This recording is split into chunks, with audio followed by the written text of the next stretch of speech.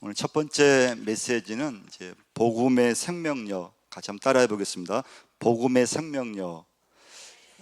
복음은 엄청난 그런 생명력이 있죠. 그래서 복음을 이제 갖게 되면은 그 사람을 완전히 이렇게 변화시키죠. 복음의 생명력입니다. 여러분, 절대 사람이 내가 이렇게 전도해서 내가 수고해서 사람이 절대 변화되는 게 아닙니다. 복음의 능력이 그 사람을 변화시키고, 내가 전도했던 말씀의 능력이 그 사람에게 들어가면은 놀라운 이제 생명력이 나타나는 것을 이제 볼 수가 있습니다. 여러분 꼭 명심할 건, 교회라고 하는 것도 사람이 이렇게 봉사하고 내가 뭘 해서 교회가 되는 것이 아니고, 내가 갖고 있는 이 복음의 능력을 내가 그 말씀이든지 기도든지 믿음을 가지고 수고하고 애쓸 때 그 복음의 능력이 이제 교회를 교회되게 만들고 이제 사람을 변화시키는 그 모든 것은 이제 복음의 능력이 있다는 것을 꼭 기억하셔야 됩니다. 복음의 능력. 우리나라에는 130년 전에 이제 복음이 들어왔잖아요. 처음에 굉장히 이 복음이 힘들었어요. 왜냐하면 처음 접했기 때문에 반대가 심했고 박해가 심했고. 여러분, 130년이 지난 지금은 우리나라의 민족 종교를 기독교인 것처럼 그게 완전히 우리나라가 변화됐잖아요. 그게 복음의 능력이죠. 복음이 우리나라에 뿌려졌어요. 처음에는 미미했고 아무것도 아니었지만 그 복음의 능력이 이제 확장성과 팽창성을 갖고 있기 때문에 지금은 우리나라가 거의 교회가 기독교가 우리 한국이란 나라의 중심이 될 만큼. 근데 예전에는 불교를 믿었고 유교를 믿었고 미신이 있었지만은 지금은 그런 모든 것이 복음 앞에서 그렇게 힘을 발휘하지 못하는 복음의 능력인 줄 믿습니다. 복음이 들어오면서 이 민족의 종교 바꿀 만큼 그런 능력을, 강력한 능력을 우리나라 전국 곳곳에 이 복음이 전파된 걸 볼 수가 있습니다. 우리 말씀 우리 다시 한번 사도행 1장 8절 같이 한번 읽어보겠습니다.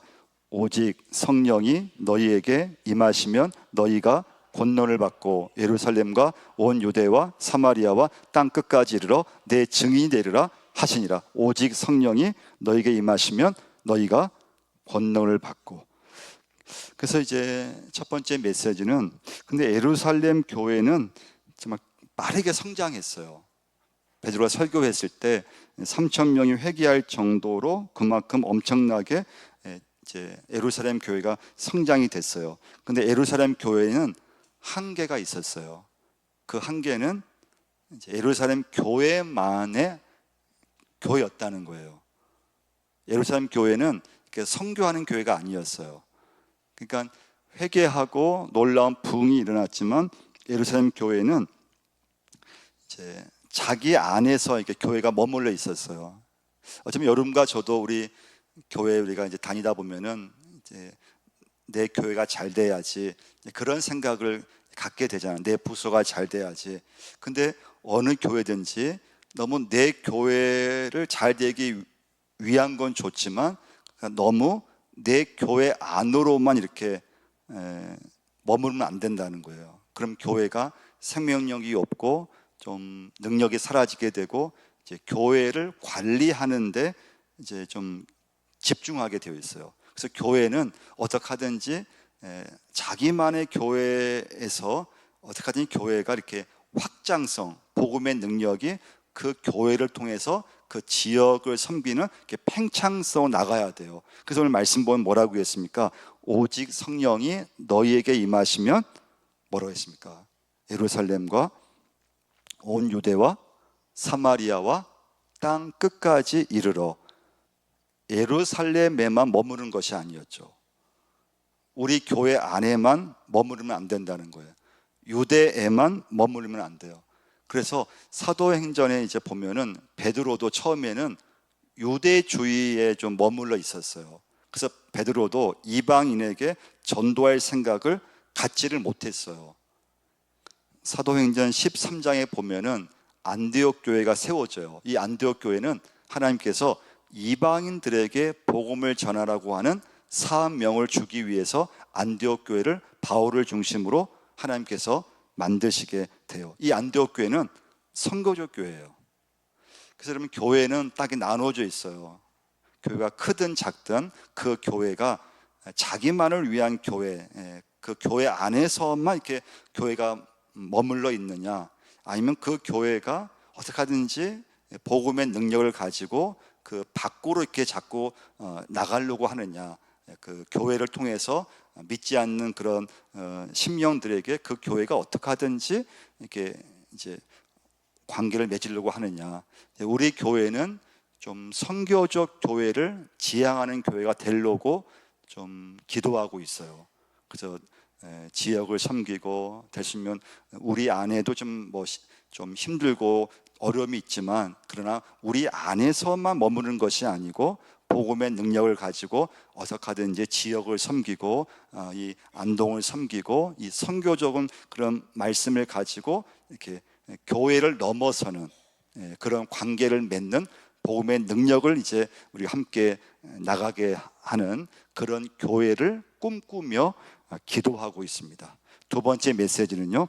자, 첫 번째는 복음의 능력은 엄청납니다. 두 번째, 복음은 모든 벽을 뛰어넘게 되어 있어요. 꼭 여러분과 제가 이걸 이제 적용해야 되는데요. 근데 이제 사람은, 저도 마찬가지예요. 인간은 누구나 경계선을 그어놓고 산다고 해요. 자기만의 이제 경계선. 그래서 미국은 지금까지, 미국이 얼마나 자유스럽습니까? 그렇지만 아직까지 흑인과 백인의 그런 경계선이 있잖아요. 흑인과 백인의 그런 어떤 차별, 그런 경계선 지금까지 남아 있습니다.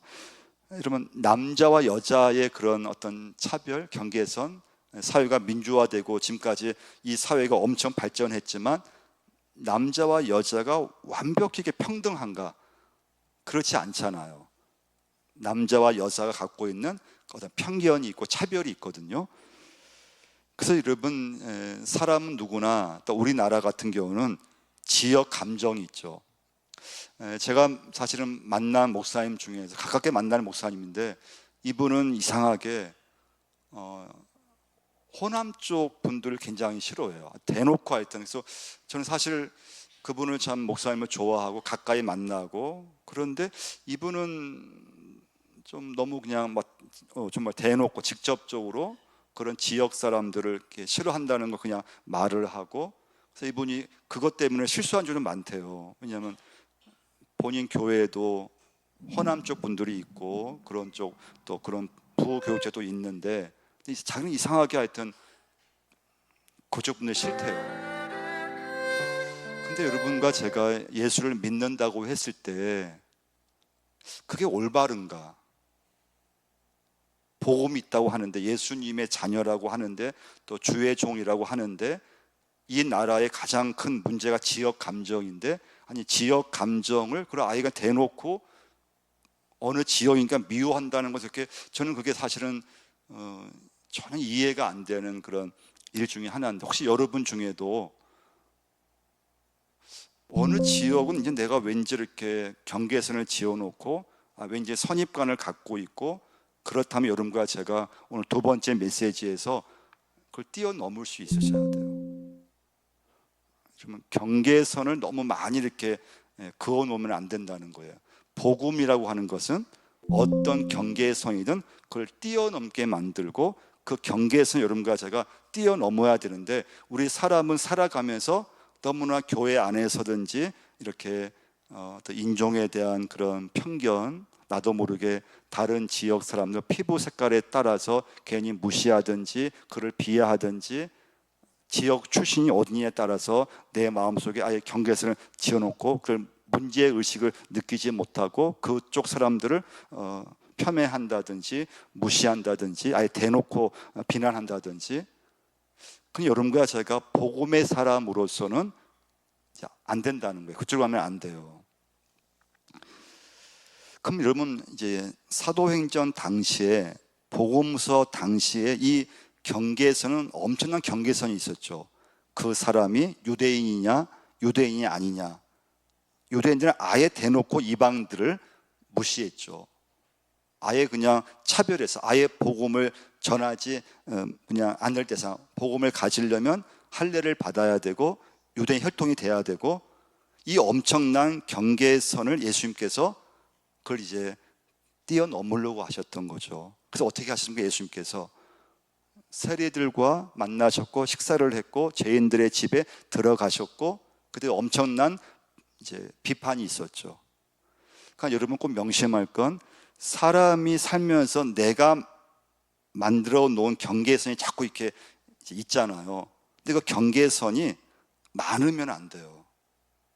그 경계선들이 내가 예수 믿으면서 지워져야 돼요. 할렐루야. 없어져야 돼요. 예. 뭐 남북에 대한, 북한에 대한 그런 경계선이든, 뭐 이념에 대한 경계선이든, 다른 그런 나라의 사람들에 대한 경계선이든, 지역 감정에 대한 경계선이든, 또 내가 교회 안에서 내가 갖고 있는 그 경계선을 너무 그것을 이렇게 붙잡고 있으면 안 돼요. 그럼 나도 모르게 내가 복음의 사람, 믿음의 사람인데 그 경계선 때문에 오히려 내가 하나님 앞에 좀 넘어질 때가 많아요. 그래서 여러분, 여러분이 그어놓은 경계선이 있다면 오늘 예배 드리시면서 내가 그어놓은 경계선들을 복음 안에서 그걸 무너뜨리셔야 돼요. 그게 없어지셔야 돼요. 복음에는 그가 어디에 출신인가는 중요하지 않아요. 그 어떻게 살아왔는지도 중요하지 않아요. 예수님의 피로 모든 경계선은 녹아지는 줄 믿습니다.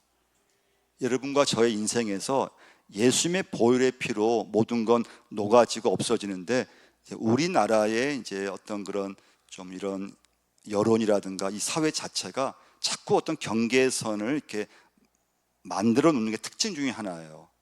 그래서 그게 내 편이 아니면 다 이렇게 상대는 적이 돼버리고, 내 편이 아니면 뭐 정치든 경제든, 내 어떤 같은 고향 출신이 아니면, 같은 학교 출신이 아니면, 또 같은 뭐 교회 출신이 아니면, 뭐 같은 어떤 모임 출신이 아니면 그걸 다 이렇게 다른 쪽이면은 그걸 아예 그냥 이렇게 대적해 버리는 그런 경계선을 여러분과 제가 복음 안에서 그것을 강조하면 안 됩니다. 그 경계선이 무너져야 됩니다. 복음은 참 놀라운 것인데, 예수님께서는 로마서 5장 8절 한번 찾아보겠습니다. 로마서 5장 8절을 한번 찾아보시겠습니다.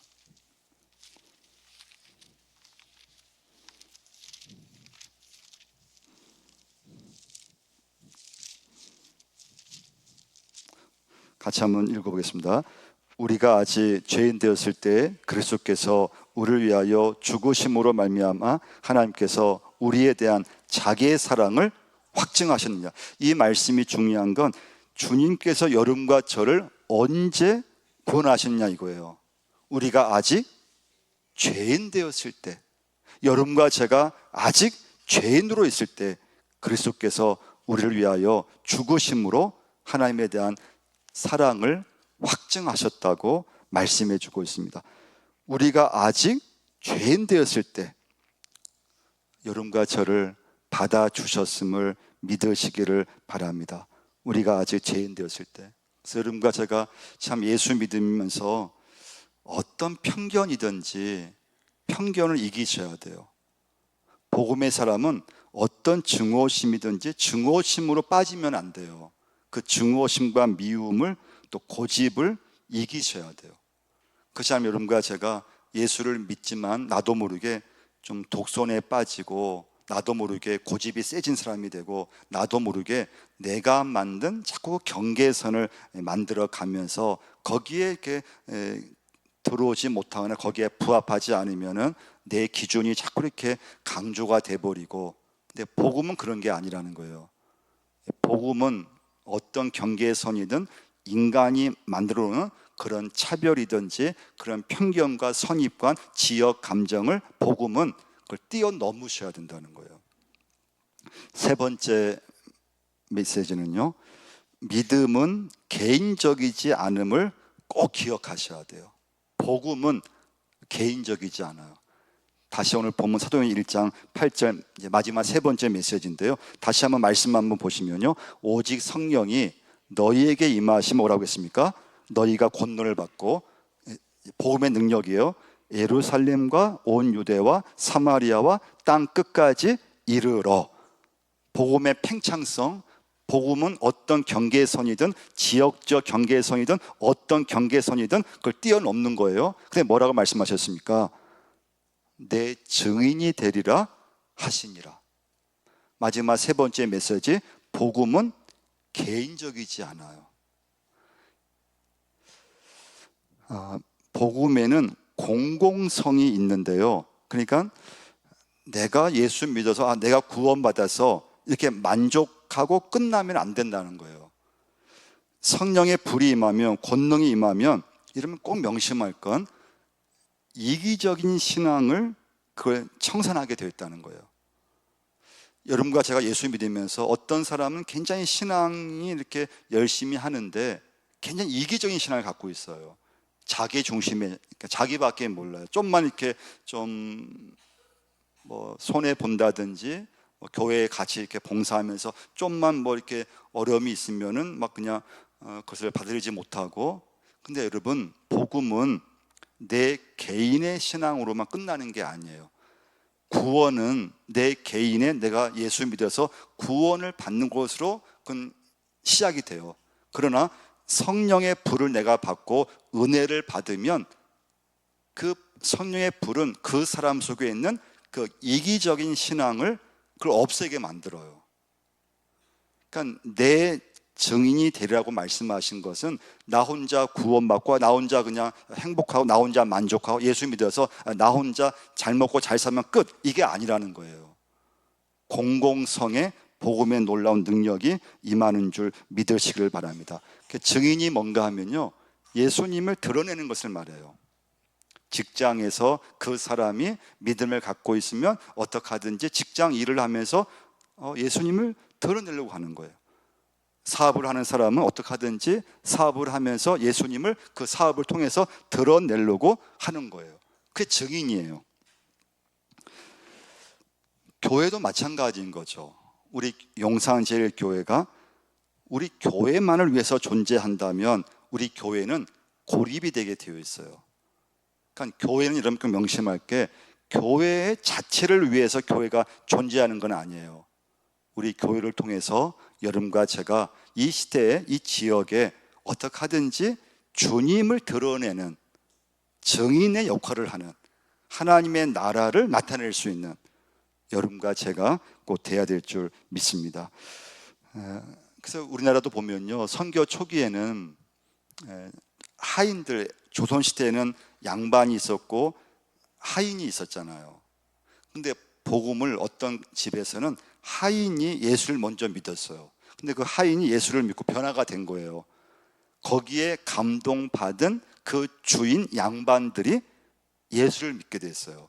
또 반대로 어떤 집은 양반이 먼저 예수를 믿고 변화돼서 말씀에 이제 적용하다 보니까 이 하인을 두는 게 성경 말씀이 옳지 않다고 해서 다 이렇게 풀어준 그런 양반들이 있었어요. 거기에 감동받은 사람들이 또 하인들이 예수를 믿게 됐어요. 그래서 복음의 이 어떤 능력과 역사라고 하는 게, 절대 복음은 개인으로 끝나는 게 아니에요. 그 복음은 어떤 데서는 위에서 아래로, 어떤 데서는 아래에서 위로 이렇게 복음의 능력이 나타나고요, 어떤 데서는 수평적으로 또 역사가 나타나기도 해요. 예수님이 십자가에서 돌아가셨잖아요.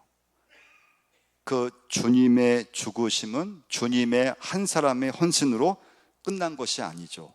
그 주님의 헌신과 죽으심이 여러분과 저를 구원시키는 놀라운 이제 능력이 되는 걸 이제 보게 됩니다. 그래서 여러분, 참 교회 안에 있는 것은 참 소중한 곳이고요, 또 내가 참 어릴 때 이 복음을 내가 알게 됐다고 하는 것도 놀라운 일이에요.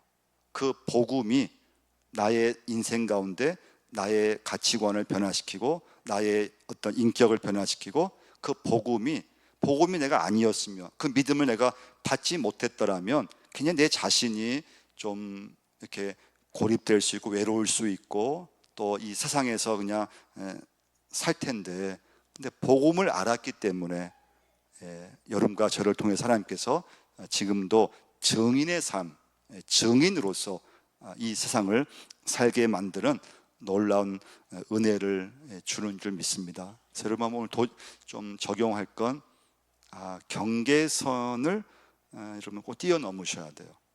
그게 참 어려워요. 나도 모르게 내 자신이 걸어놓은 경계선이 있어요.